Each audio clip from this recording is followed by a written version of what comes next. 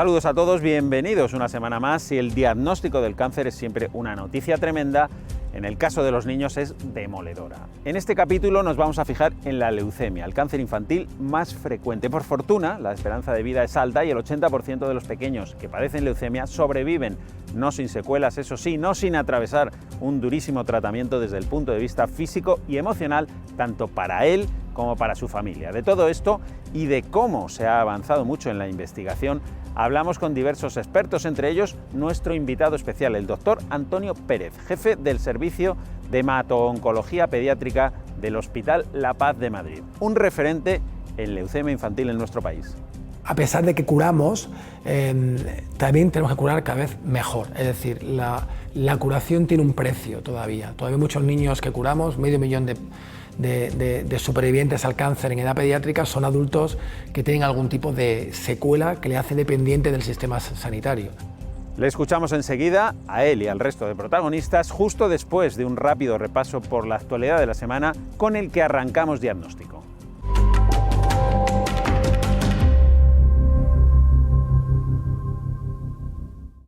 España va a participar en la compra centralizada de la Unión Europea de vacunas de la viruela tradicional, que son también bastante efectivas contra la viruela del mono. Se trata de una medida de precaución ante el brote de esta enfermedad, de la que se han detectado más de 2 centenares de casos en una veintena de países, con España a la cabeza. De momento no se sabe ni cuántas dosis llegarán ni cuándo lo harán. Tampoco a quién se va a vacunar, aunque Sanidad sí descarta hacer una vacunación masiva de los menores de 40 años, que es la población que no recibió la vacuna de la viruela tradicional al erradicarse la enfermedad en 1977. Lo que queremos saber es cuántas vacunas y cuándo se van a recibir, puesto que ya hay países de la Unión Europea que están vacunando a sus contactos estrechos para establecer ese control sobre la enfermedad y volvemos a tener la sensación de que vamos tarde en el control de esta enfermedad. 200 plazas de médico de familia, 71 de ellas en Castilla y León, se han quedado sin cubrir en la convocatoria MIR de este año, lo que supone un duro golpe a medio plazo a la ya maltrecha situación de la atención primaria. Es por eso por lo que el Ministerio de Sanidad ha anunciado que esas plazas de médico de familia vacantes se van a ofrecer a estudiantes de medicina extracomunitarios que han aprobado el MIR. Las comunidades autónomas y el Ministerio están de acuerdo en esta solución, que pasa por realizar modificaciones en la normativa vigente a la mayor brevedad posible. La incidencia del COVID-19 en España en mayores de 59 años, la única que se mide ahora, se encuentra en niveles altos, 800 casos por cada 100.000 habitantes, si bien ya ha comenzado a descender en la última semana. No obstante, la situación no tiene nada que ver con la de otros momentos, ya que la ocupación de camas hospitalarias es de solo el 5,9% en planta y el 4% en UCI. La nota más negativa son los fallecimientos, 250 contabilizados en la última semana, por lo que la cifra oficial de fallecidos desde el inicio de la pandemia se eleva a 106.105 personas.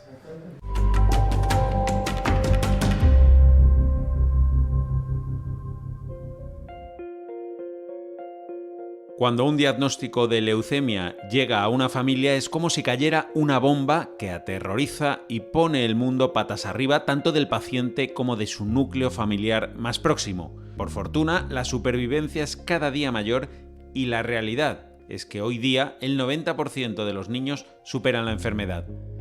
La culpa, entre otros muchos, la tienen profesionales como el doctor Pérez Martínez, jefe del Servicio de Hemato-Oncología Pediátrica del Hospital La Paz y uno de los mayores expertos de España y del mundo en leucemia infantil y en concreto en trasplante pediátrico de médula.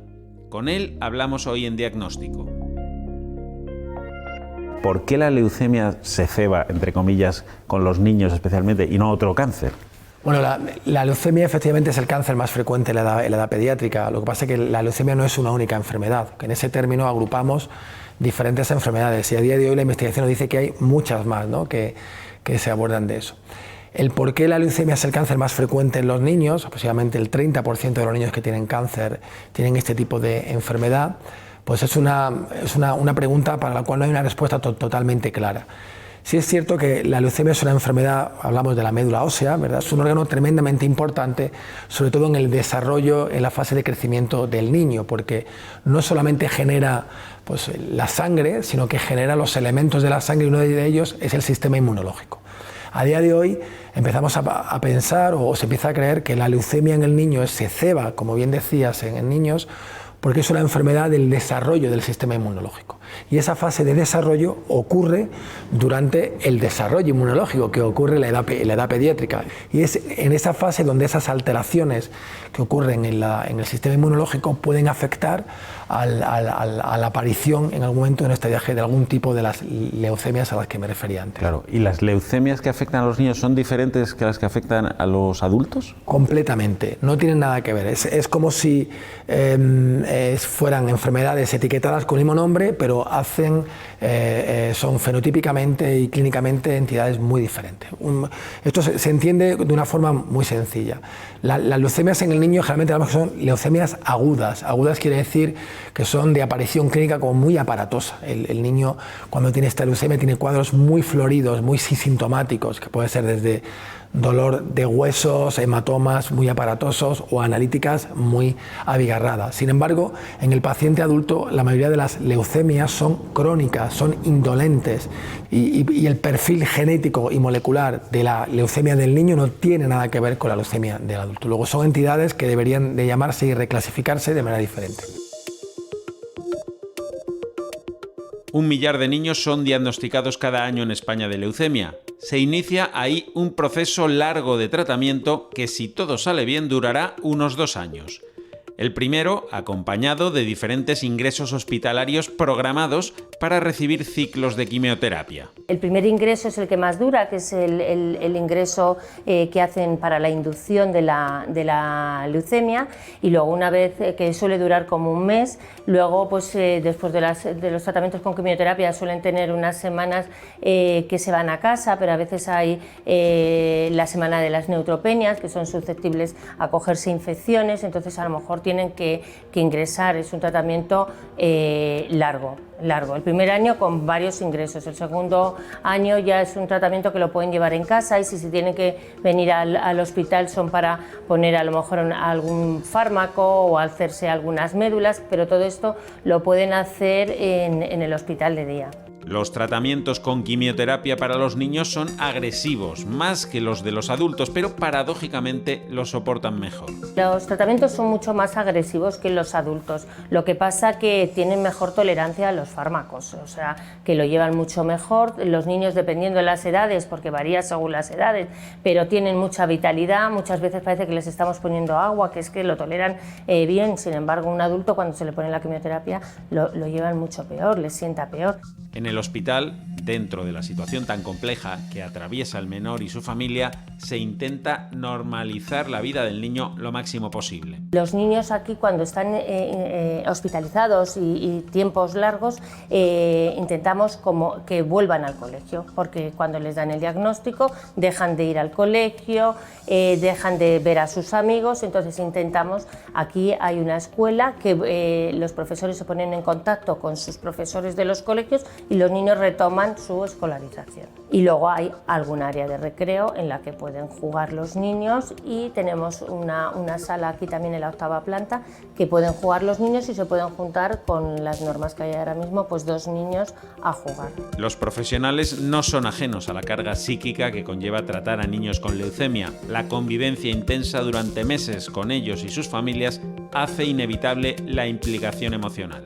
Unos más, con otros menos, pero son tus pacientes. Entonces se llega a tener un vínculo emocional, y con los padres también. Es que llegamos a ser como su familia. En un tiempo en su vida llegamos a ser como su familia, entonces sí que se establecen vínculos. Pero bueno, siempre tienes que tener bien claro que tú estás aquí trabajando, eres un profesional y que estás en este momento para ayudarlos. Tanto es así que es frecuente que años después los niños ya curados sigan manteniendo contacto con los sanitarios que les trataron.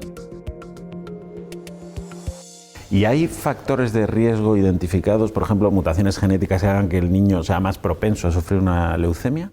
Pues empezamos a conocerlos. A día de hoy podemos hablar de que el 10% O sea, 1 de cada 10 leucemias tienen un componente genético en lo que llamamos en línea germinal. En el cuerpo tenemos, por así decirlo, como dos líneas, ¿no? La línea germinal y la línea somática. La línea germinal es las que expresan todas las células de nuestro organismo. La línea somática es las que expresan algunos tejidos en concreto. Bueno, pues cuando hay alteraciones, mutaciones en algunos genes que conocemos ahora en esa línea germinal, es decir, todas las células de ese organismo tienen esa alteración genética, existe una predisposición genética a desarrollar leucemia. No quiere decir que vais a hacer leucemia, pero existe esa predisposición. Claro, y factores externos tipo pues, estilos de vida, agentes externos a los que pueda someterse el niño, ¿eso hay conocimiento de que bueno, pueda provocar leucemia en algunos casos o no? Empieza a verlos, pero no tan evidentes como en la población adulta. En la población adulta está claro que la exposición a carcinógenos, como puede ser el tabaco, como puede ser el alcohol, como pueden ser otro tipo de drogas, tiene una afectación clara y directa en algunos desarrollo de algunos tipos de cáncer. En niños no está tan claro, pero sí es cierto que y hay un concepto que estamos aplicando ahora, que es la salud medioambiental, tan de moda, que cómo influye la salud medioambiental en una enfermedad como el cáncer. Y si, por ejemplo, se tratan de identificar geolocalizaciones, mapas de geolocalización, donde algunos tipos de cáncer y de leucemia son más frecuentes que otros por esos ambientes que a día de hoy todavía desconocemos. Para contestar esa pregunta tenemos que seguir investigando en esa área, en salud medioambiental, y tenemos que intentar hacer un esfuerzo por intentar encontrar algún tipo de respuesta. Sin embargo, lo que sí podemos decir a día de hoy que la leucemia en un niño, como aparece en poco tiempo de exposición a esos posibles carcinógenos, el peso que puedan tener no es tanto como en la población adulta, y debe de haber probablemente algún componente que hablamos de epigenética asociada a estos factores medioambientales que condicionen la genética de esa leucemia. La leucemia infantil, además de los problemas físicos, conlleva también una carga emocional tremenda para el niño y su familia. Es como un bombazo, es un tsunami, se les rompe toda su vida, necesitan siempre un periodo de adaptación. No solo los padres se les rompe su vida, a los hermanos y al resto abuelos, etc. Por eso es fundamental que no solo el paciente, también sus padres, primero ellos, sepan cómo encarar la situación, ya que el pequeño lo afrontará en función de lo que vea a su alrededor. La historia es lo que le vale al niño, no lo que está pasando, lo que tú le cuentes, el sentido que tú le des. Si tú le das un sentido, si tú garantizas una escucha, unos cuidados, hay muchas cosas que se juegan, ¿no? El tengo yo la culpa, el seré culpable, me he portado mal y por eso me está pasando esto, me vas a querer igual, me pase esto, ¿no? ¿Qué me va a pasar a nivel físico? ¿Qué me va a pasar con mis amigos, con mis estudios, con mi vida? ¿Voy a recuperarme? ¿No? Son preguntas que los niños, dependiendo de la edad, se pueden preguntar y que tienen que ser atendidas y escuchadas. Las secuelas emocionales que puede dejar en el niño pasar por un trance como este también se pueden prevenir. No siempre serán iguales, en unos casos mayores que en otros, pero se puede trabajar con el menor para aminorarlas. Dependerá del daño físico que haya sufrido, del tiempo que lo haya sufrido, de lo inesperado de ese daño físico. Si tú puedes anticipar esto me va a doler o esto me va a pasar, siempre es menos traumático que si te lo encuentras de manera inesperada. La presencia física de los padres en todo momento es fundamental para los niños y también para ellos mismos. Es algo que antes no era habitual, pero que ahora tienen muy claro en los hospitales. Ahora tenemos clarísimo que los padres tienen que estar, pero hace unos años los padres dejaban a los niños en el hospital y se iban. O sea que no solamente es la enfermedad, sino todo lo que acompaña de sufrimiento también en los padres, ¿no? Es muy importante ayudar a los padres para que no hagan una distancia emocional, porque también hay padres que pueden, ante una situación de tantísimo dolor e incertidumbre, pues bloquearse un poco emocionalmente y que el niño solo sienta como una distancia. Muchos padres se preguntan cómo deben tratar a sus hijos enfermos. ¿Les deben consentir todo? ¿Les tienen que mimar? ¿Será mala una excesiva sobreprotección? Yo creo que midiendo mucho y entendiendo mucho quién es tu hijo, ¿no? Hay niños que van a reaccionar de una manera o de otra. La sobreprotección parte de ti como padre y como madre y de tus necesidades, de cubrir como esos miedos que tú tienes, pero que a lo mejor no está demostrando el niño. Entonces es muy importante ver a tu hijo. Mi hijo necesita esto en este momento, necesita que cuide este aspecto, necesita que atienda esta otra cosa. Estar muy conectado con las necesidades de tu hijo real, no de lo que tú piensas que puede necesitar. Son situaciones difíciles para toda la familia y los encargados de gestionarla con mayor o menor éxito son los padres, que por regla general pueden estar sobrepasados. Por eso es recomendable aceptarlo y acudir a un profesional que les ayude a encarar el problema. Y cuando hablamos del diagnóstico, imagino, como en todas las enfermedades y más en los cánceres, que el diagnóstico precoz es fundamental. Pero ¿hay algún signo que a un padre pueda llevarle a la alarma de a ver si mi hijo tiene esta enfermedad? En absoluto, Nada, no hay ninguno. Es decir, el cáncer infantil, por definición, es una enfermedad a día de hoy no prevenible. Al igual que en los adultos podemos hacer mamografías, tactos rectales, es decir, diferentes estrategias clínicas y actos médicos para diagnosticar en estadios tempranos. En el cáncer de los niños no hay ninguna estrategia que haya demostrado eficiencia o efectividad para demostrar esto. Por lo tanto, tenemos que trabajar también en áreas de prevención. ¿Y entonces cómo se le detecta? Es decir, ¿qué síntomas tiene el niño para que acaben en tu consulta? Pues la historia natural del cáncer en los niños sigue siendo muy recurrente, ¿no? Pues son niños que muchos de ellos durante unas semanas o incluso meses pues están con dolores en las articulaciones, dolores óseos, que muchas veces interpretamos por los médicos y los pediatras en general como que son dolores de crecimiento o dolores que no tienen importancia, porque es verdad que en medicina lo más frecuente es lo más frecuente y el cáncer en los niños es una enfermedad tremendamente infrecuente. Por lo tanto, si no tenemos un alto índice de sospecha, pues no vamos a poder diagnosticarlo. Otros síntomas muy agregados en los niños son niños que, por ejemplo, tienen fiebre prolongada, cuadros de fiebre prolongada, o salen hematomas, ¿verdad?, en localizaciones no habituales. Y otra cosa importante es que el cáncer y la leucemia no se diagnostica en una analítica de sangre. Es decir, por mucho que hagamos analítica de sangre diaria a nuestros niños, no vamos a poder diagnosticarlo. Por lo tanto, a día de hoy es hacer los controles rutinarios de nuestro pediatra, tener una buena relación con nuestro pediatra y que nuestro pediatra tenga un alto índice de sospecha de que esta enfermedad existe, y no solamente existe, sino que es la primera causa de mortalidad en nuestro país en niños. Y cuando ya se diagnostica, ya está el diagnóstico hecho, ¿cómo se trata? ¿Qué herramientas terapéuticas hay? Bueno, la verdad es que estamos en un momento apasionante en cuanto al tratamiento en concreto de la leucemia. Clásicamente, la leucemia se trata con quimioterapia. El primer niño que alcanzó una remisión de una leucemia fue en el año 48, en el 50 aproximadamente. Sin embargo, no ha sido hasta finales hasta el año 80 o 90 del siglo pasado cuando hemos aprendido que la leucemia no se trata con un único fármaco, sino se trata con muchos, con un abordaje que llamamos poliquimioterapia. Sin embargo, sabemos que con este tratamiento el 20% de los pacientes no responden y este porcentaje tienen que ir a otras estrategias. Las estrategias han sido fundamentalmente el trasplante de médula, mal llamado de médula, es de progenitores hematopoyéticos. Con eso aproximadamente rescatamos a la mitad de los pacientes. Y hay una mitad de pacientes que no responden a la quimioterapia, no responden al trasplante, que en esos tenemos la buena noticia ahora de que desde hace apenas 3 años hay unos nuevos medicamentos aprobados basados en terapia celular, en inmunoterapia, que son los que llamamos receptores antigénicos quiméricos, los CAR-T, que vienen de alguna forma a dar una respuesta a esa necesidad que teníamos de curar la leucemia refractaria. Por lo tanto, cada vez estamos acorralando más a esta leucemia, cada vez son más escasos los niños que no conseguimos llegar a curar y para los cuales tenemos que hacer todavía más investigación.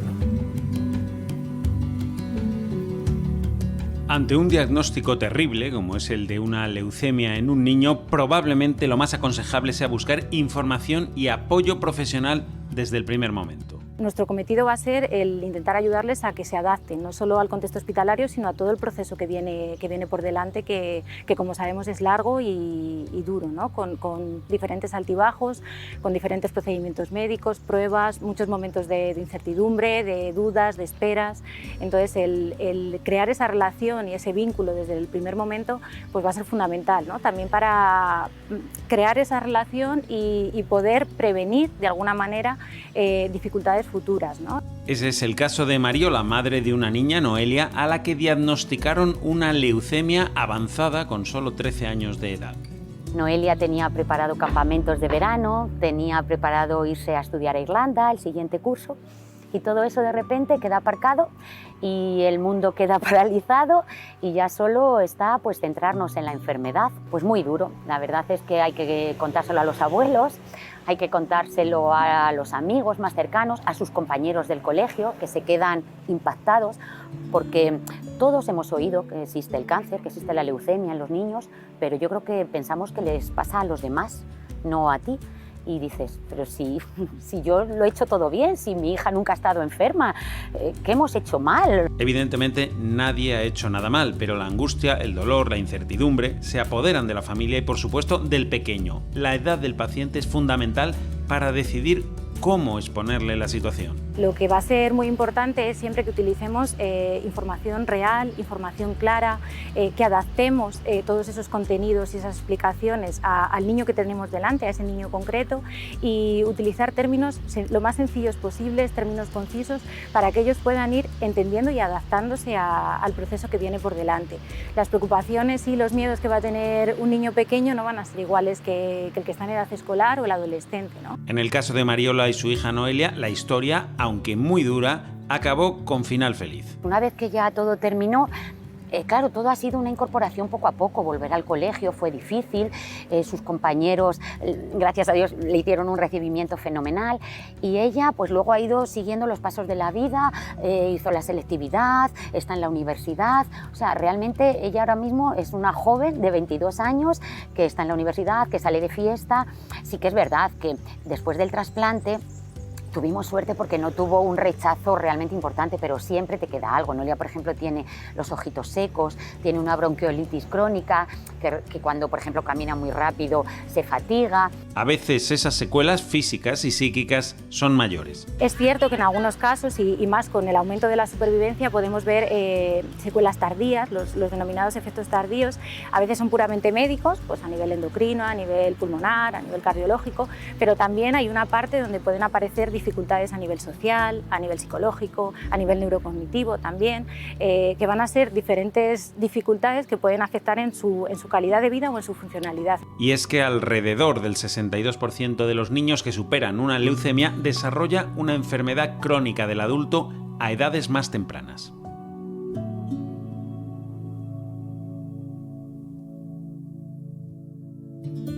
Para finalizar, prácticamente, la cara amable de toda esta historia es la curación de los niños, ¿no? Esto supongo que produce también, desde el punto de vista personal, una gran satisfacción al médico y también una esperanza a los padres, ¿no?, que nos estén escuchando ahora, ¿no? Sobre todo esperanza a los padres, porque los médicos entendemos, nos quedamos más siempre con lo negativo, es decir, nos marca mucho más lo negativo que la curación, que debería de ser la norma. Pero a los padres sí que transmite un mensaje de esperanza, de que en España se está trabajando bien, que cada vez tenemos mejores profesionales, que cada vez incorporamos la investigación para tomar respuestas terapéuticas en casos cada vez más complejos, que tenemos que seguir trabajando juntos para generar estos centros de referencia que faciliten y que integren y que hagan que los recursos de alguna forma se optimicen y podamos avanzar en los índices de curación, y sobre todo también transmitir que a pesar de que curamos, también tenemos que curar cada vez mejor. Es decir, la curación tiene un precio todavía. Todavía hay muchos niños que curamos, 500.000 de supervivientes al cáncer en edad pediátrica son adultos que tienen algún tipo de secuela que le hace dependiente del sistema sanitario. Queremos la curación completa, pero queremos la curación completa y cada vez con menos efectos secundarios.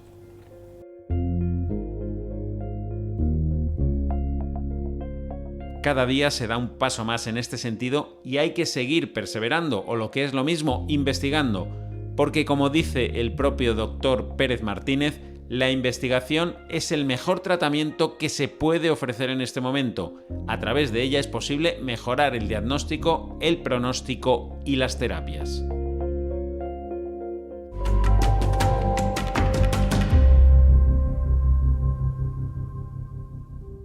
Bueno, pues estamos en el consejo y eso implica que nos acercamos ya al final del programa. Hoy el último minuto es para Roy Piñeiro, nuestro pediatra de referencia, que nos acerca un mensaje de optimismo en medio de un diagnóstico tan terrible.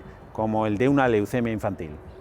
Bueno, en pediatría hay una especialidad que probablemente ningún pediatra quiera encontrarse con ella, aunque hay especialistas en ello, oncólogos infantiles, pero el cáncer y los niños es un drama que generalmente pues, no nos gusta ni diagnosticar ni tratar. Dentro de los tumores, el más frecuente en pediatría son aquellos que afectan a la sangre, es decir, podríamos decir las leucemias.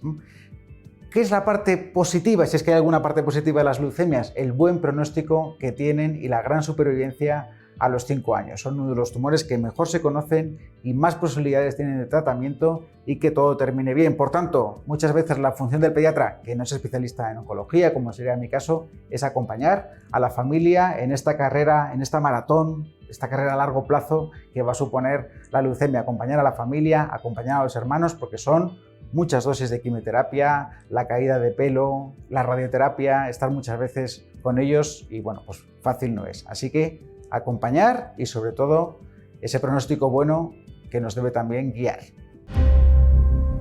Bueno, pues nos quedamos con ese mensaje de optimismo de Roy Piñeiro y ponemos ya punto final a este diagnóstico de hoy. Ya saben que volvemos dentro de una semana. En 7 días estamos de nuevo con todos ustedes para contarles un nuevo asunto de salud desde una perspectiva muy diferente. Hasta entonces, les esperamos.